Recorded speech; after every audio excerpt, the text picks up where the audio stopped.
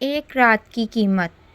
لاہور کی ایک پرانی تنگ گلی میں ایک کوٹھا تھا جو اندر سے خوبصورتی اور خاموشی کا امتزاج تھا۔ اس کوٹھے پر ایک عورت رہتی تھی جسے دنیا زیر بائی کے نام سے جانتی تھی۔ زیر بائی ایک طوائف تھی مگر عام طوائفوں جیسی نہیں۔ اس کے ہونٹوں پر ہنسی ضرور تھی مگر دل میں ایک ایسی خاموشی تھی جو چیخوں سے بھی بلند ہوتی ہے۔ زرین نے کبھی کسی مرد کو خود تک پہنچنے نہیں دیا۔ لوگ اس کے گانے سننے آتے، شاعری کی محفلیں سجاتے اور بعض دولت لٹانے آتے، مگر زرین کا اصول واضح تھا: میرا فن بکتا ہے، جسم نہیں۔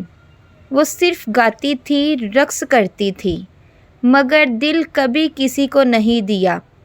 شاید وہ کسی ماضی کی زنجیروں میں جکڑی تھی یا شاید خود کو گناہوں سے بچانے کی آخری کوشش کر رہی تھی۔ ایک دن ایک 18 سالہ لڑکا اس کے کوٹھے کے دروازے پر آیا۔ معمولی حلیہ، سادہ لباس اور آنکھوں میں ایک عجیب چمک۔ اس نے دروازے پر دستک دی اور کہا، زرین بائی، مجھے تمہارے ساتھ ایک رات گزارنی ہے۔ گھبراہٹ میں گارڈ نے اسے بھگا دیا، مگر اگلے دن وہ پھر آیا، پھر اگلے دن، پھر اگلے ہفتے۔ وہ روز آتا، دروازے کے باہر کھڑا ہوتا، خاموشی سے ایک ہی بات دہراتا: بس ایک رات، بس ایک رات تمہارے ساتھ۔ زرین نے کئی بار اسے نظر انداز کیا، کبھی ہنسی، کبھی اسے پاگل سمجھا، مگر اس کی مستقل مزاجی دل میں اترنے لگی۔ وہ کچھ بولتا نہیں تھا، صرف خالی آنکھوں سے دیکھتا تھا، جو زرین نے کبھی کسی مرد کی آنکھوں میں نہیں دیکھی تھی۔ زرین اکثر راتوں کو تنہائی میں اپنی پرانی یادوں میں کھو جاتی۔ وہ کسی زمانے میں ایک اسکول کی طالبہ تھی، ایک اچھے گھرانے سے تعلق رکھتی تھی، مگر غربت اور مجبوریوں نے اسے اس گلی میں لا کھڑا کیا جہاں عورت صرف جسم سے پہچانی جاتی ہے۔ مگر وہ لڑکا جس کا نام آصف تھا، اسے کچھ اور محسوس کراتا تھا۔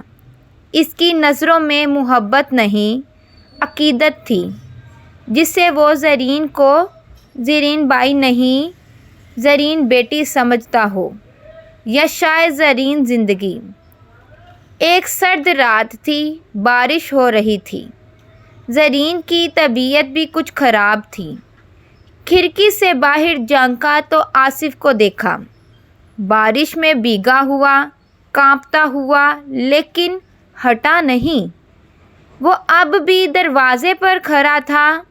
زرین کا دل پگھل گیا۔ اس نے دروازہ کھولنے کا اشارہ دیا۔ آصف اندر آیا مگر خاموش، نظریں جھکی ہوئی۔ زرین نے پوچھا، کیا چاہتے ہو؟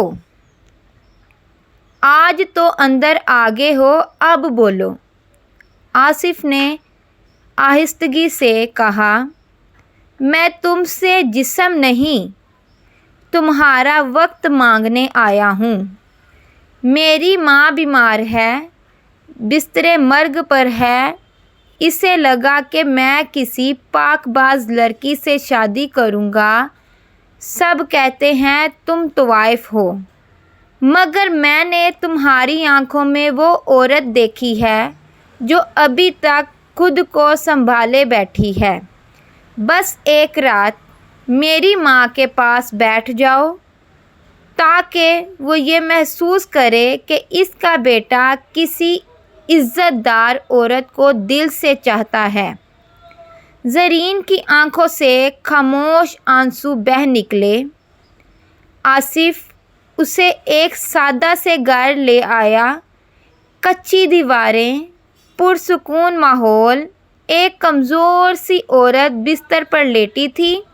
زرین نے دوپٹہ سر پر اوڑھا، وہ سب کچھ بھول گئی، کوٹھا، رقص، گانا اور وہ شناخت جو لوگ اسے دیتے تھے۔ آصف کی ماں نے جب زرین کو دیکھا تو کمزور آواز میں کہا، بیٹا یہ وہی ہے، کتنی معصوم ہے، اللہ تم دونوں کو سلامت رکھے۔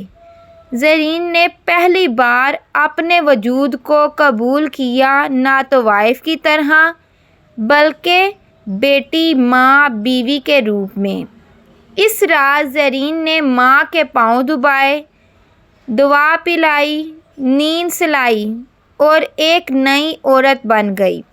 صبح ہونے پر آصف نے زرین سے پوچھا، زرین کیا تم مجھ سے نکاح کرو گی؟ زرین خاموش رہی، پھر بولی، تم نے جو عزت دی وہ کوئی دنیا کا رئیس بھی نہ دے سکا، مگر میرا ماضی تمہارا حال خراب نہ کر دے۔ آصف نے اس کے ہاتھ تھامے، ماضی گزر جاتا ہے، عزت وہ ہے جو تم نے خود بچائی ہے۔ میرے لیے تم صرف زرین ہو، نہ بھائی، نہ تو وائف، صرف میری ہمسفر۔ زرین نے کوٹھا ہمیشہ کے لیے چھوڑ دیا، اس نے اپنی ساری زندگی بدل دی، آصف کے ساتھ نکاح کیا اور گاؤں جا بسی۔ وہاں اس نے لڑکیوں کے لیے ایک چھوٹا سا مدرسہ کھولا جہاں وہ انہیں قرآن پڑھاتی، عزت کی قدر سکھاتی اور بتاتی، عورت صرف جسم نہیں، وہ ایک نسل کی بنیاد ہے۔ کبھی خود کو مت بیچو، خود کو سنوارو۔ کہانی کا سبق ہے، ماضی کبھی کسی انسان کی آخری پہچان نہیں ہوتا۔ نمبر 2، محبت وہی ہے جو کسی کے دل کو سمیٹے، نہ کہ جسم کو۔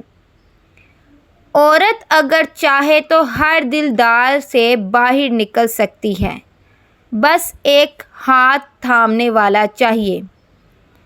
اصل خوبصورتی کردار میں ہوتی ہے، نہ کہ شہرت میں۔